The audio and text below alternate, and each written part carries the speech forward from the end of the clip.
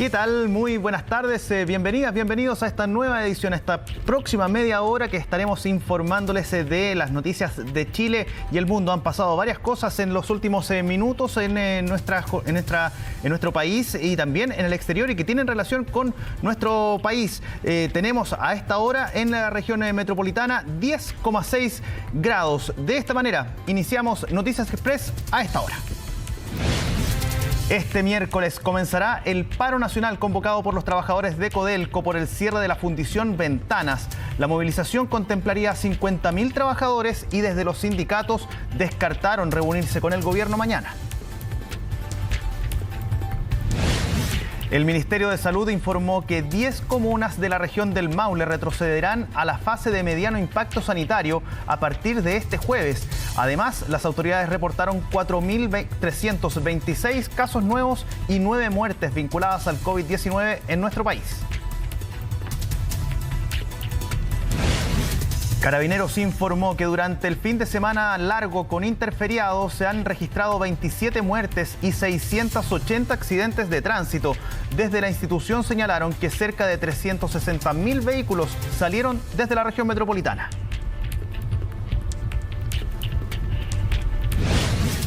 La Policía de Investigaciones confirmó la liberación del ciudadano chileno secuestrado en Haití el pasado 8 de junio. Las autoridades informaron que Esteban Zamorano se encuentra en buen estado de salud junto a su familia. El gobierno de Ecuador aseguró que las protestas que en el país buscan atentar contra la democracia, esto luego de 9 días de movilizaciones por parte de grupos indígenas tras el aumento de precios de los alimentos y combustibles.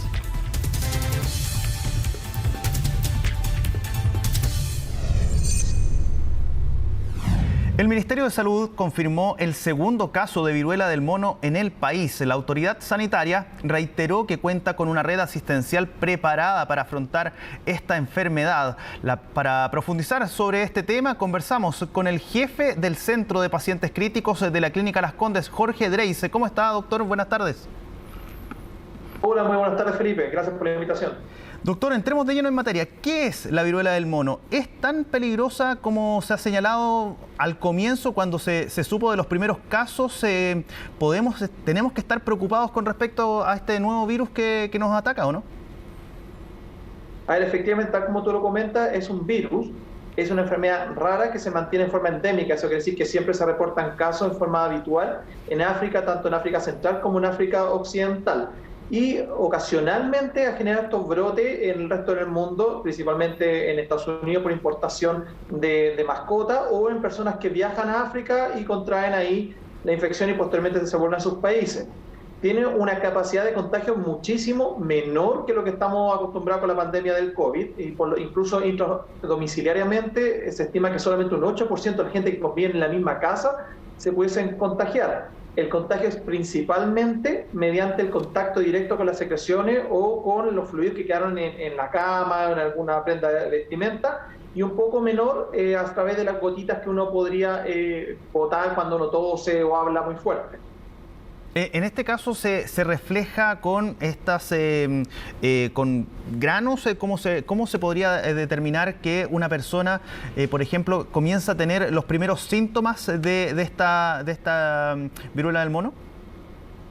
Claro, los primeros síntomas, sobre todo en la variante occidental, que es la que al parecer fue la que se exportó hacia Europa por personas que viajaron y posteriormente han expandido por el resto del mundo, parte con un prodromo. Eso quiere decir los primeros síntomas, generalmente similar a cualquier gripe o infección viral. Dolor de cabeza, fiebre, dolor muscular. Tiene una característica, sobre todo esta variante occidental, de que hace que aparezcan ganglios, lo que se llama linfanopatía, en la región cervical, en el cuello, y posteriormente aparece este rash que va con lesiones que parten con mácula, después vesícula y terminan en pústula, que se rompen posteriormente y tienen una gracia que son umbilicadas. En el centro se ve como que hubiera una pequeña ombligo en la puntita de la pústula. Perfecto. Es decir, entonces, esto, a ver, ¿cómo se refleja? Porque, claro, como esto es nuevo para las generaciones actuales, es importante ir conociendo esta situación. ¿Qué pasa, por ejemplo, esto pica, genera algún tipo de alergia si uno se rasca, por ejemplo, por ejemplo, podría traer alguna consecuencia mayor, por ejemplo, cutánea y progresiva en el caso de la enfermedad misma? Muy buena acotación. Lo ideal es tener mucho cuidado con las lesiones de la piel, porque la gran complicación de la viruela no viene principalmente por la misma infección viral, sino por las infecciones que posteriormente se producen sobre las lesiones cutáneas cuando la gente se las rasca y no las tiene en buen cuidado. Hay que entender que probablemente en el mundo occidental no tenemos un mejor sistema de salud más preparado, que en África la mortalidad, la letalidad esperada por esta es bastante baja. Ya esta variante, la de África Occidental, tiene una letalidad como del 1% solamente en África, y por lo cual se espera que en el resto de los países occidentales principalmente lo tengamos que controlar, pero que no esperamos tener una gran cantidad de muerte en ningún caso por este evento viral. ¿Cuál es el tratamiento que se puede entregar a un paciente con esta condición? A ver, si uno lo lleva a la situación del COVID-19, se recomienda el paracetamol y mucho líquido, pero en este caso, ¿cómo se podría llevar? Porque entiendo, hay una vacuna, pero que podría ser relacionada a otra enfermedad para que podría beneficiar en el tratamiento contra la viruela del mono, ¿o no? Exactamente, existen vacunas que no para la viruela símica o viruela del mono, sino que para la viruela común y corriente. Hay 2 licenciadas y que se pueden producir en masa rápidamente, aceptada por la FDA de Estados Unidos. Una es la CAM 2000 y la otra es la Jynneos. Estas vacunas, lo ideal es que se pongan antes de que uno se exponga obviamente a la enfermedad, como debiese ser para las vacunas, pero se ha visto que en algunos casos, si uno se la pone precozmente entre los primeros 4 días después de la exposición, podrían lograr una enfermedad más suave.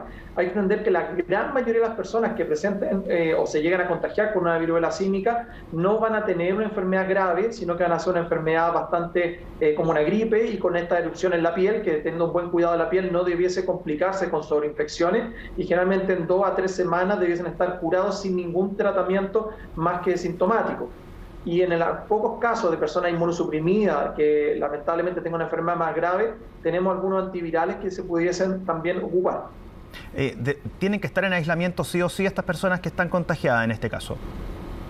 Claro, esto es principalmente elemento de contacto, no tener contacto ni con la persona ni tampoco con las secreciones. Es por eso que el Ministerio ha tomado la determinación de que cualquier paciente, incluso usando el uso de la fuerza pública, que sea positivo para la viruela símica, tiene que mantener un aislamiento a nivel intrahospitalario para así evitar que se propague en la población. ¿Qué pasa, por ejemplo, doctor, cuando, me voy a poner quizás un poquito dramático, pero en el caso de que una situación se complejice aún más, un paciente se complejice, ¿qué podría llegar a pasarle como consecuencia en este caso? Me refiero a una persona que se empeora en su estado de salud a raíz de la viruela del mono y que luego se recupera. ¿Qué consecuencias, qué situación podría quedar en él, en su organismo, a esta persona que después se recupera?